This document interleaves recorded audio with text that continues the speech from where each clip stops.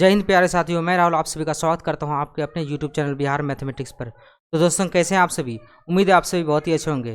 प्यारे दोस्तों, जैसा कि मैंने आपको बताया था कि मैं जो कि बहुत ही जल्द जो कि आप सभी के लिए जितने भी बिहार सिविल कोर्ट के कैंडिडेट हैं, चाहे प्यून का हो, क्लर्क का हो, स्टेनोग्राफर का हो या फिर प्रूफ रीडर का हो, सभी के लिए मैंने एक जो कि मतलब कंबाइंड रूप से प्रैक्टिस सेट स्टार्ट किया है। और वो जो क्वेश्चन होगा वो प्रीवियस ईयर क्वेश्चनों के आधार पर होगा और जो आपके एग्जाम में सबसे ज़्यादा संभावना है कि वो क्वेश्चन आए। ठीक है, तो उसी तरह का मैंने क्वेश्चंस लिया है, हर चैप्टर से जो लिया है, हर चैप्टर से मैंने क्वेश्चंस लिया है। और आज मैं आपको 10 क्वेश्चन का जो कि प्रैक्टिस सेट जो कि कराऊंगा और बहुत ही सुपर फास्ट तरीके से। अब देखिए मैं आपको बता देता हूँ इस सीरीज का जो कि विशेषता क्या है, ध्यान समझिएगा। सबसे पहले इस सीरीज का जो विशेषता क्या है, और ये क्वेश्चन जो है कि होगा प्रीवियस ईयर के आधार पर होगा। मतलब यदि आप प्रीवियस ईयर के टाइप का यदि क्वेश्चन लगाते हैं तो आपके एग्जाम में आने की संभावना बहुत ही ज़्यादा होता है, ये बात याद रख लीजिए। तो प्रीवियस ईयर का तो मैं आपको शॉर्ट्स वीडियो के रूप में जो कि प्रोवाइड करा दूंगा, लेकिन अब इसी आधार पर मैं जो कि प्रैक्टिस सेट आपको करा रहा हूँ आज। और ये सेट हमारा जो कि पहला सेट है और ये बिल्कुल ट्रिक के साथ चलेगा। मैं ज़्यादा लेंदी प्रोसेस नहीं बताऊंगा और ज़्यादा समय भी नहीं लूँगा, और इसमें आपको कम समय में जो है कि ज़्यादा से ज़्यादा क्वेश्चन जो कि कराने का प्रयास करूँगा। ठीक है, अब देखिए इस कोर्स को करने का बेनिफिट यही होगा कि आपके अंदर में जो कि ऐसा स्पीड आ जाएगा, इस जैसे यदि मैं जिस आधार पर चलूँगा, यदि आप भी उसी आधार पर चलेंगे तो आपके अंदर में जो कि अद्भुत बदलाव आएगा और बहुत ज़्यादा जो है कि स्पीड आ जाएगी इस क्लास को करने के बाद। ठीक है, इस क्लास को करने में बहुत ज़्यादा स्पीड आ जाएगा। तो इस क्लास को आप ज़्यादा से ज़्यादा दोस्तों में शेयर करेंगे जिससे कि सभी लोग जो है कि लाभान्वित हो पाएँ। जो कि पेड कोर्स खरीद रहे हैं बहुत सारे लोग, तो जो कि पेड कोर्स को इग्नोर करें। जिस तरह जो आपको पेड कोर्स मिलेगा उससे बेहतरीन जो है कि मैं यहाँ पर देने का प्रयास कर रहा हूँ। ठीक है, तो चलिए हम जो है कि अपना प्रैक्टिस सेट स्टार्ट करते हैं। और सबसे पहला क्वेश्चन आपके स्क्रीन पर आएगा, तो ध्यान से इसे आप लोग सॉल्व करिएगा। ठीक है, चलिए सबसे पहला क्वेश्चन आपके स्क्रीन पर आ रहा है, देखिए, और इसका आंसर जो है कि देने का प्रयास कीजिए। ठीक है, चलिए देखिए सबसे पहला क्वेश्चन आपके सामने है। और देखिए मैं आपको बता दूं, यदि आप जो है कि हमारे क्रैश कोर्स से जुड़ना चाहते हैं तो इसी चैनल पे बिल्कुल फ्री ऑफ कॉस्ट में जो है कि क्रैश कोर्स चल रहा है। यदि आप किसी भी एग्जाम का प्रिपरेशन कर रहे हैं तो उस क्रैश कोर्स को आप ज्वाइन कर सकते हैं, बहुत ही ज़्यादा जो है कि आपको बेनिफिट मिलेगा। स्पेशली जो है कि मैं ज़्यादातर बिहार जो का जो ये सिविल कोर्ट का एग्जाम है, इन सभी को जो मैं फोकस करके चल रहा हूँ। ठीक है, और हमारे टेलीग्राम चैनल को जरूर ज्वाइन करें, @बिहार मैथमेटिक्स के नाम से वहाँ है, उस टेलीग्राम चैनल को जरूर ज्वाइन कर लें, जिसका PDF आपको वहीं पर प्राप्त होता है। ठीक है, चलिए देखिए सबसे पहला क्वेश्चन आपके इसी ने बोला गया है कि 1/2 + √3 है ना, तो लिखा हुआ है 1/2 + √3 को क्या बोला गया है कि परिमेय संख्या के रूप में व्यक्त कीजिए। देखिए जब भी इस तरह का क्वेश्चन आए तो यदि आपको परिमेय संख्या के रूप में व्यक्त करने के लिए बोला क्या है, आप लोग क्या कर देते हैं, डायरेक्ट हम इसका हर का परिमेयकरण कर देते हैं। बिल्कुल सही है, हर का परिमेयकरण करके भी आंसर आ जाएगा। ठीक है, यदि देखिए मैं हर का परिमेयकरण करूं तो इसका भी मैं आंसर ला सकता हूं। तो मैं क्या करूंगा, इसके अपोजिट साइन से ऊपर नीचे गुना करूंगा। लेकिन मैं आपको एक डायरेक्ट तरीका आपको बताता हूं, डायरेक्ट देखकर ही आंसर कैसे दे पाएंगे, ध्यान समझिएगा।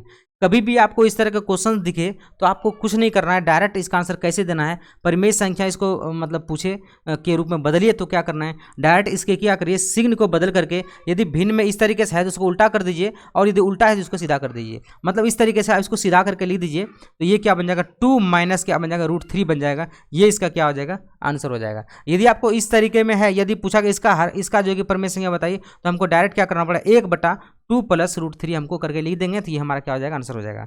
लेकिन हमको इस तरीके से पहले दिया हुआ है तो हमें डायरेक्ट जो कि आंसर करना क्या है, इस तरीके से डायरेक्ट इसको क्या करना है, सिर्फ इसके चिन्ह को बदल करके और ये बटे को हटा करके लिख देना है। ठीक है, तो ये हमारा क्या हो जाएगा, आंसर हो जाएगा डायरेक्ट। आप हर का परिमेयकरण करके भी निकाल सकते हैं। ठीक है, तो ऑप्शन नंबर कौन सा हो जाएगा, ऑप्शन नंबर 20 का क्या हो जाएगा, करेक्ट हो जाएगा। तो मैं अभी शॉर्टकट तरीका बता रहा हूँ जिससे कि आप जो कि एग्जाम में इसका अप्लाई कर सकें। ठीक है, अगले क्वेश्चन पे चलते हैं, नेक्स्ट क्वेश्चन। देखिए नेक्स्ट क्वेश्चन आपके स्क्रीन पर आ चुका है, इसको जो कि आप लोग सॉल्व करके बताइए। अगला क्वेश्चन एलसीएम से है। देखिए एलसीएम जब भी निकालते हैं, एक बात याद रखिए, एलसीएम के लिए करना क्या है, एलसीएम में क्या होता है, सभी संख्या होता है, मतलब जिनका एलसीएम निकालता है उन सभी से जिनका जो एलसीएम होता है उन सभी में भाग लग जाता है। मतलब देखिए मेरे पास यहाँ पे संख्या क्या लगे, 15x3, तो 15x3 और y के पावर 4 लिखा हुआ है। ठीक है, और लिखा हुआ है 12x² और y के पावर क्या लिखा हुआ है, 5 लिखा हुआ है। इनका हमको लघुत्तम समावर्तक निकालना है, यानी कि एलसीएम निकालना है। तो बस क्या करना है, हमें क्या करना है, इन पहले संख्या का एलसीएम निकाल लेते हैं। जब हम संख्या का एलसीएम निकालेंगे 15 और 12 का जब हम एलसीएम निकालेंगे तो क्या निकल जाएगा, 60 निकल जाएगा। सिंपल सी बात है। तो देखिए इसमें क्या होगा, 15 से भी भाग लग जाएगा और 12 से भी भाग लग जाएगा, वो होता है इसका एलसीएम। ऐसी संख्या होती है एलसीएम, मिनिमम संख्या, ऐसी मिनिमम संख्या होती है जिससे कि दोनों संख्या जिनका हम लोग एलसीएम निकालें उन दोनों से जो है कि पूरा का पूरा डिवाइड हो जाए। ठीक है। उसके बाद अब निकालते हैं इसका, यदि पावर के रूप में आपको मिले तो जब पावर वाली संख्या का एलसीएम कैसे लेते हैं, तो आपको क्या करना है, जिनका भी आपको पावर लेना उसका मैक्सिमम नंबर लेना है, एलसीएम में मैक्सिमम नंबर और एचसीएफ में मिनिमम पावर लेते हैं। तो यहाँ पे देखिए, यदि x को लिखेंगे तो x का हम कौन सा मान लेंगे, यहाँ पे x की पावर 3 लिखा हुआ है और यहाँ पे x का पावर क्या लिखा है 2, तो एलसीएम है तो मैक्सिमम पावर लेते हैं, तो यहाँ पे x की पावर 3 है तो x की पावर 3 लिख दिए। उसी तरीके से हम y को लेते हैं तो y के पावर यहाँ पे 4 है और y के पावर यहाँ पे 5 है, तो हमारा मैक्सिमम वाला लेना है तो क्या बन जाएगा y के पावर 5, और ये हमारा क्या बन गया, आंसर बन गया एलसीएम। तो ऑप्शन नंबर कौन सा आएगा, तो ऑप्शन नंबर ए इसका क्या हो जाएगा, राइट हो जाएगा, option number A correct answer है। ठीक है, अगले क्वेश्चन पर चलते हैं। नेक्स्ट क्वेश्चन देखिए, अगले क्वेश्चन का आंसर कीजिए आप लोग, क्या होगा अगला क्वेश्चन प्यारे दोस्तों, ये एलसीएम से आ गया है, इस क्वेश्चन को सॉल्व करके बताइए। देखिए एलसीएम क्वेश्चन है, कहा गया है कि एक परीक्षा में प्रंजॉय ने 272 अंक प्राप्त किए जो 64% अंक प्राप्त करने के बराबर था। परीक्षा में परीक्षा कितने अंक की थी, ये पूछा गया है। देखिए टोटल जो अंक होता है वो हमेशा होता है 100%, टोटल अंक हमेशा कितना होता है 100%, आपको 100% मान के चलना है। अब बोला गया 100% में से इसने कितना लाया है, इसने लाया है कितना, जो है कि 200 कितना लाया है, देखिए एक बार 272 लाया है, तो 272 अंक प्राप्त किया है। और बोला कि ये जो अंक है ये कितने परसेंट के बराबर है, बोला गया ये जो कि 64% के क्या है बराबर है, ये कितने के बराबर है, 64% के क्या है बराबर है 272। ठीक है, सिंपल बोला गया। तो हमें क्या बोला गया, पूर्णांक कितना था, टोटल अंक कितना था, टोटल अंक हमेशा कितना होता है 100%, तो बस जैसे ही 100% का मान निकालेंगे आंसर निकल जाएगा। जब 64% 272 के बराबर है, 100% बराबर क्या करेंगे, तो 272 अब बटा कितना 64 और गुना कितना 100, और सॉल्व करेंगे आंसर निकल जाएगा। 8 से काट लिया 8 64, 8 से काटेंगे यहाँ पे 8 × 24, 8 × 32, और 2 से काटेंगे 4 बार में चला जाएगा, 2 से काटेंगे 17 बार में चला जाएगा, और 4 से काटेंगे 25 बार में चला जाएगा।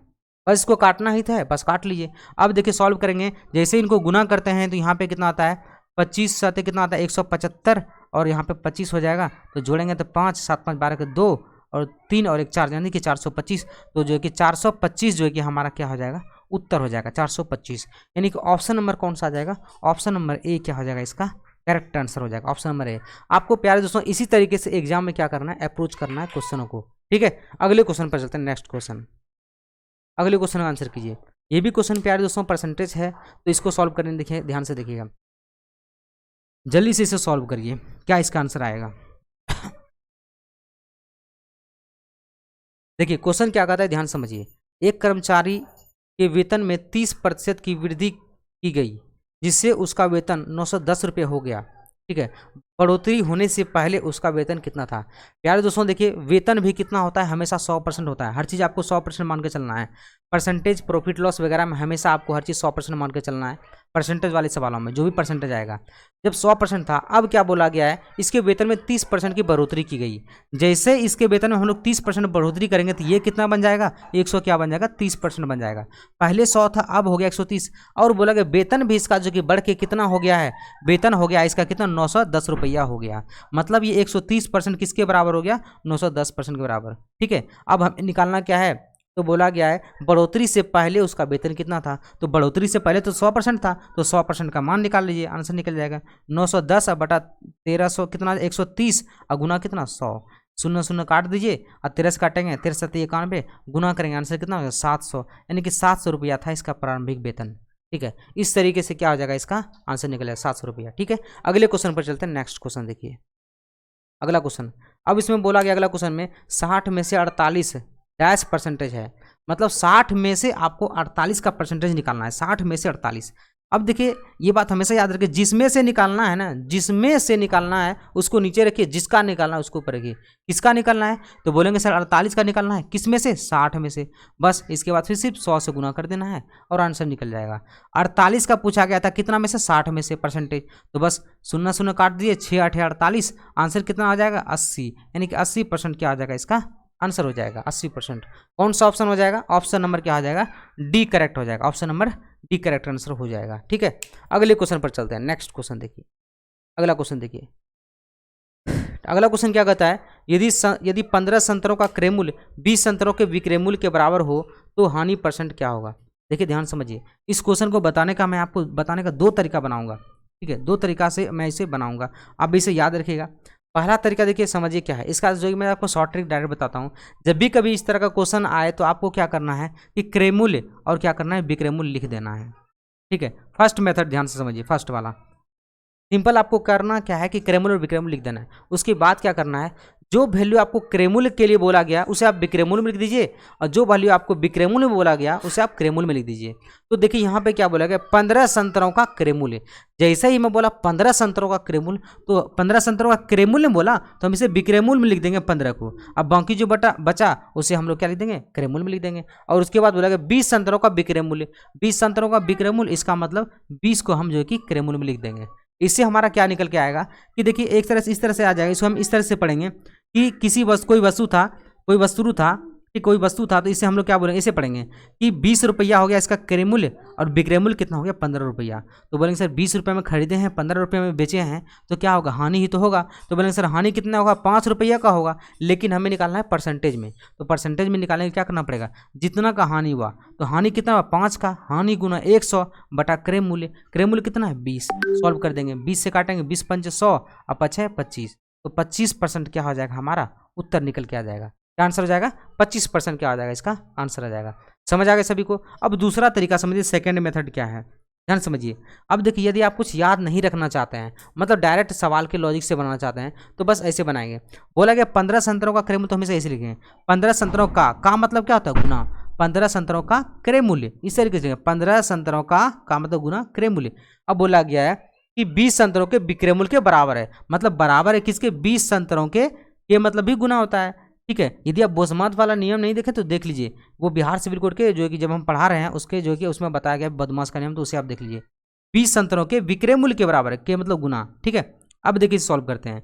जब हम इसे विक्रयमूल्य क्रयमूल्य के नीचे ले आएंगे तो ये बन जाएगा क्रयमूल्य बटा विक्रयमूल्य, और 20 तो यहीं पर आ जाएगा, अब बटे कितना नीचे 15 आ जाएगा। अब देख फिर से वही आ गया, मतलब खरीदे हैं 20 रुपया में और बेच रहे हैं 15 रुपया में, तो क्या होगा, हानि होगा। कितने का हानि होगा, 5 का हानि होगा, और हमें हानि परसेंट निकालना है, तो हानि गुना 100 और बटा क्रयमूल्य, क्रयमूल्य कितना है 20, काट दीजिए, 20 से काटेंगे 20 पंच 100, 5 है 25, तो 25% क्या हो जाएगा, इसका करेक्ट आंसर हो जाएगा।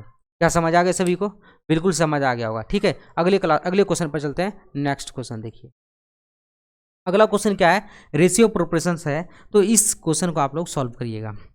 प्यारे दोस्तों मैं आपको बता देता हूँ, देखिए यदि आप जो है कि जितना ज़्यादा से ज़्यादा कमेंट करेंगे तो मैं इस सीरीज को जो है कि, और लाइक जितना ज़्यादा होगा, व्यू भी जितना ज़्यादा होगा, ठीक है, तो उतना ज़्यादा मैं जो कि इस सीरीज को मैं जो कंटिन्यू करूँगा। यदि आप लोग का सपोर्ट रहा तो ये सीरीज कंटिन्यू रहेगा। आप सभी कमेंट करके बताइएगा क्या ये सीरीज आप सभी के लिए कंटिन्यू रखना चाहिए नहीं रखना चाहिए, आप सभी अपना राय कमेंट में जरूर दीजिएगा। यदि आप सभी लोग बोलेंगे सर इसे रेगुलर रखिए तो मैं इसे कंटिन्यू कर दूंगा। ठीक है, डेली जो कि एक वीडियो आपको मिलते रहेगा, और ये वीडियो बिल्कुल ऑफलाइन मिलेगा। ठीक है, चलिए, और लाइव क्लासेस वाला जो 8 बजे डेली आते हैं वो तो चलता रहेगा सुबह में। ठीक है, चलिए अगले क्वेश्चन को देखते हैं।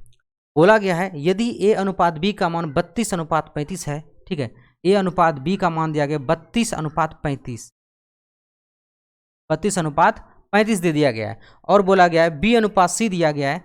ठीक है, b अनुपात c दे दिया गया, ध्यान से देखिएगा 21 अनुपात 32, 21 अनुपात क्या दिया है 32 दिया है। तो आपको बोला गया है तो a अनुपात c क्या है, देखिए a अनुपात c क्या है। प्यारे दोस्तों आप ध्यान समझिएगा, देखिए a अनुपात b का मान 32 अनुपात 35 और b अनुपात c का मान 21 अनुपात 32 दिया है।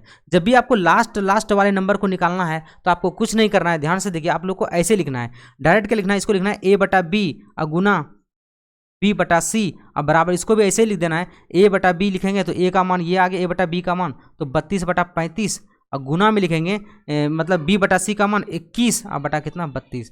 अब देखिए जैसे यदि आप सॉल्व करेंगे तो b से b यहाँ पे कट जाएगा, बचेगा क्या a और बटे कितना c, यानी कि बचेगा हमारा a बटा c, यानी कि a अनुपात c। अब जैसे इसको काटेंगे आंसर निकल जाएगा, 32 से 32 कट गया, 7 से काटेंगे, 7 21, 7 5 35, क्या आंसर निकल गया 3 बटा 5, यानी कि a अनुपात c का हमारा मान निकल गया, आ गया 3 अनुपात 5, तो 3 अनुपात 5 हमारा क्या हो जाएगा, करेक्ट आंसर हो जाएगा। ठीक है, समझ आ गया सभी को। यदि पूरा क्वेश्चन पूछेगा ए बी सी का मान निकालने के लिए तो वो मैं आपको अगले क्लास में क्वेश्चन लेकर आऊंगा, उसे भी मैं आपको शॉर्टकट तरीके से बताऊंगा। ठीक है, चलिए नेक्स्ट क्वेश्चन को देखिए, अगला क्वेश्चन। चलिए अगला क्वेश्चन भी जो कि देख लीजिए क्या है, ये भी जो कि रेशियो से ही क्वेश्चन लग रहा है। चलिए ध्यान से देखते हैं क्या है क्वेश्चन। अगला क्वेश्चन देखिए क्या है देखिए अगला क्वेश्चन क्या कहता है, ध्यान से समझिएगा। अगला क्वेश्चन कहता है कि किसी मिश्रण में रेत और बजरी का अनुपात 7:8 है, जबकि बजरी और सीमेंट का अनुपात 6:7 है। मिश्रण में रेत और बजरी का अनुपात क्या? बिल्कुल दोस्तों उसी तरह का क्वेश्चन है, ध्यान समझिएगा, नाम सिर्फ अलग है। रेत और बजरी, देखिए रेत और बजरी का अनुपात कितना दे दिया गया है? 7:8। और उसके बाद बोला गया है बजरी और क्या बोला, सीमेंट। बजरी और सीमेंट का अनुपात कितना दे दिया गया, देख लेते हैं, 6:7 दे दिया गया है। तो आपको पूछा क्या गया, ध्यान समझिएगा, मुझे रेत और सीमेंट का अनुपात, रेत और क्या पूछा, सीमेंट, रेत और सीमेंट का अनुपात पूछा गया है। प्यारे दोस्तों, जब भी आपको ऐसा क्वेश्चन मिले तो मैंने बताया है कि जब देखिए फर्स्ट और लास्ट पूछे जाए तो इन सभी को हम लोग काट देते हैं डायरेक्ट, ठीक है। तो सिंपल हम लोग क्या कर देंगे, डायरेक्ट गुना करेंगे, 7/8 मतलब ए अनुपात बी करेंगे, मतलब 7/8 गुना करेंगे 6/7, इन दोनों को ऐसे लिखेंगे। अब जैसे 7 से कट गया और यहाँ से काटेंगे 2 तिया 6 और 2 चौके 8, क्या आंसर निकल जाएगा, 3/4, यानी कि 3 अनुपात क्या हो जाएगा, 4, इसका क्या हो जाएगा, करेक्ट आंसर हो जाएगा। तो कौन सा ऑप्शन सही होगा, तो ऑप्शन नंबर क्या हो जाएगा, डी, इसका क्या हो जाएगा, करेक्ट हो जाएगा, ऑप्शन नंबर डी। ठीक है, अगले क्वेश्चन पर चलते हैं। नेक्स्ट क्वेश्चन देखिए अगला क्वेश्चन आपके लिए सवाल है ये टाइम एंड वर्क से, तो ध्यान से समझिएगा प्यारे दोस्तों। इस तरह का क्वेश्चन बहुत ही ज़्यादा आपके एग्जाम में पूछा जाता है और बहुत सारे दोस्त इसे लॉन्ग प्रोसेस में जो है कि बनाते हैं और बहुत ज़्यादा कंफ्यूज हो जाते हैं। तो मैं आपको इसका शॉर्ट मेथड बताऊंगा, ठीक है। यदि आपने देखिए RS अग्रवाल वाला पुराना वीडियो नहीं देखा है तो वो भी देख लीजिएगा, ठीक है। उसमें भी मैंने आपको सही शॉर्ट मेथड बताया। क्या बोला गया है, क्वेश्चन को पढ़िए ध्यान से, कि एक काम को 15 दिनों में कर सकता है और बी 25 दिनों में कर सकता है। सबसे पहले क्या करें, डाटा नोट करते चलिए। तो ए कितने दिनों में कर सकता है, 15 दिनों में कर सकता है, और बी कितने दिनों में कर सकता है, 25 दिनों में कर सकता है, ठीक है। अब क्या बोला गया है कि कि ए और बी ने एक साथ काम करना शुरू किया, लेकिन कार्य पूरा होने से 7 दिन पहले बी ने काम छोड़ दिया। दोनों ने साथ मिलकर कितने दिनों तक काम किया? प्यारे दोस्तों ध्यान समझिएगा, सबसे पहले इसे हमें क्या करना पड़ेगा, एलसीएम निकालना पड़ेगा इसका। तो एलसीएम कितना आ जाएगा, 75 आ जाएगा इसका एलसीएम। 15 और 25 का कितना आता है, 75। तो 15 × 5 = 75, अब 25 दिया 75, ये सभी आपको पता ही है। अब देखिए ये क्या होता है, टोटल हमारा काम होता है 75, टोटल काम क्या होता है, 75 होता है, ठीक है। अब क्या होगा कि एक दिन में इसने जो है कि 5 काम किया और बी ने कितना काम किया, 3 काम किया। इसको हम लोग इसी तरह समझ लिए, मेरे पास में टोटल 75 कुर्सी हैं और ए और बी दोनों को बनाने हैं। तो क्या कहता है, ए एक दिन में 5 कुर्सी बनाता है और बी एक दिन में 3 कुर्सी बनाता है, ठीक है। तो अब इससे बनाना कैसे कैसे है 75 कुर्सी, तो देखिए ध्यान से, क्या कहता है कि दोनों ने काम करना एक साथ शुरू किया, लेकिन काम समाप्त होने से 7 दिन पहले बी ने काम छोड़ दिया। मतलब किसने काम छोड़ा, बी ने काम छोड़ा। तो इस तरह का सवाल के लिए आपको क्या करेंगे, जिसने काम छोड़ा उसको काम करवाइए, और कितने बी ने काम छोड़ा और वो भी कितने दिन पहले काम छोड़ दिया, 7 दिन पहले, तो इसको क्या करेंगे, 7 दिन का काम करवा लेंगे। तो इसको डायरेक्ट हम लोग गुना कर देते हैं। जब एक दिन में 3 कुर्सी बनाता था तो 7 दिन में कितना कुर्सी बनाता, 7 या 21, मतलब 21 कुर्सी इसने छोड़ के चला गया, ये इसको छोड़ के चला गया, तो इसको आप जो कि अभी काम करवा लीजिए, 21 कुर्सी इसमें जोड़ दीजिए। अब टोटल कितना हो जाएगा, 5 × 6 7 2 9 मतलब 96, टोटल कुर्सी हो गया कितना, 96। अब क्या करेंगे, दोनों को साथ मिलकर काम करवा देंगे। अब देखो दोनों को साथ मिलकर काम करवाएंगे तो ए बनाता था 5 कुर्सी और बी बनाता था 3 कुर्सी। जब दोनों मिलकर साथ में काम करेगा 5 दिन 8 कुर्सी बनाएगा एक दिन में। अब जैसे ही यहाँ से भाग लगाएंगे, टोटल है कितना, 96, तो एक दिन में 8 कुर्सी, तो 96 कुर्सी कितने दिन में, 12 दिन में। तो बोलेंगे भैया 12 दिन में जो है कि पूरा काम खत्म हो जाएगा। ध्यान समझिएगा, कितने दिनों में खत्म हो जाएगा, 12 दिनों में पूरा काम क्या हो जाएगा, खत्म हो जाएगा। लेकिन आपको ये नहीं पूछा है, आपको पूछा क्या है, ध्यान से देखिए, बोला गया है कि दोनों ने साथ मिलकर कितने दिन काम किया। मतलब यदि हमें यह पूछता कि कुल काम कितने दिनों में खत्म किया तो हमारा आंसर आ गया था 12 दिन। लेकिन पूछा गया है दोनों ने मिलकर साथ मिलकर कितने दिन काम किया, साथ में कितने दिन काम किया। देखिए तो बी ने छोड़ा कितने दिन पहले, बोलेंगे 7 दिन पहले, और टोटल काम कितने दिन में खत्म हुआ, 12 दिन में। जब 12 दिन में पूरा काम खत्म हो गया और बी चला गया था कब, 7 दिन पहले छोड़ के चला गया था, तो साथ में कितने दिन काम किया, तो बोले घटाएंगे तो जाएगा 12 दिन, मतलब 5 दिन। इसका मतलब 5 दिन क्या किया, दोनों ने साथ में काम किया था। 5 दिन दोनों ने साथ में काम किया था, किसने किसने, ए और बी ने, ठीक है। तो ये हमारा आंसर हो जाएगा 5 दिन। ऑप्शन नंबर कौन सा होगा, ऑप्शन नंबर क्या हो जाएगा, 20 का क्या हो जाएगा, करेक्ट हो जाएगा, ऑप्शन नंबर बी, ठीक है। अगले क्वेश्चन पर चलते हैं। नेक्स्ट क्वेश्चन देखिए, अगले क्वेश्चन पर चलते हैं। नेक्स्ट क्वेश्चन देखिए, अगले क्वेश्चन का आंसर कीजिए आप लोग।